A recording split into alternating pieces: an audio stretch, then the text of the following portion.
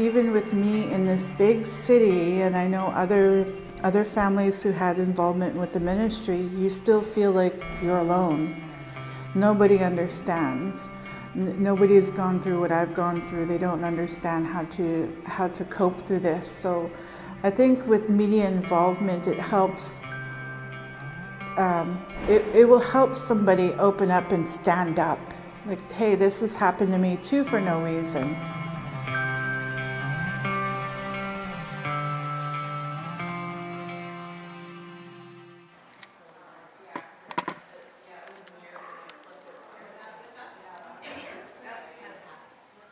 So Spotlight Child Welfare is a collaborative journalism project that aims to deepen reporting on the child welfare system.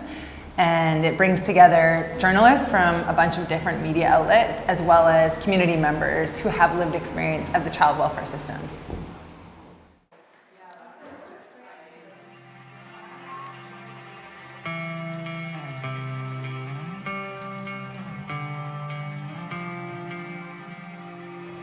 I think this project had to happen because of the massive overrepresentation of Indigenous families in the system.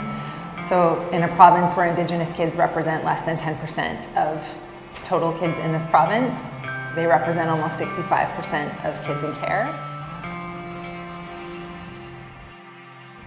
What we've learned as journalists reporting on child welfare is that there are perceptions of what the child welfare system is like right now in BC, and then there's the reality. And a lot of the stories of the reality of what the child welfare system is like for those in it, or those being impacted in it, are often a quieter voice than the perceptions of how smoothly things are running.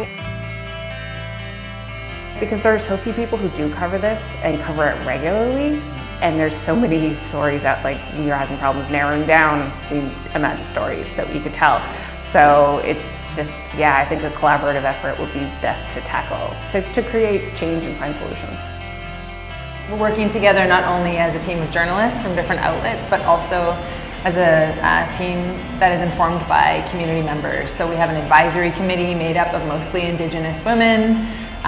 We're constantly inviting youth who have lived experience of the system, or parents who have lived experience, to join us in different pieces of the project. So it's collaborative in so many ways.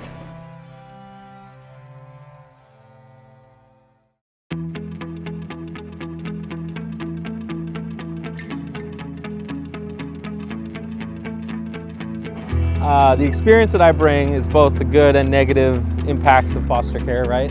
And it led me to where I'm at today. I think for me, I find it very important to have informed young people, especially where there's like decisions being made about them. I was more just involved in the research and sort of compiling it.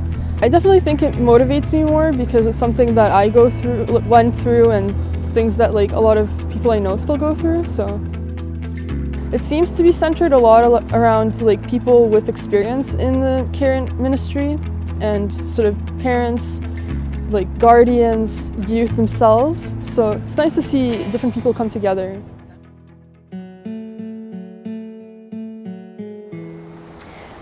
What I really love about the project and what gets me excited about it is how thoughtful the process has been, how thoughtful the journalism process has been.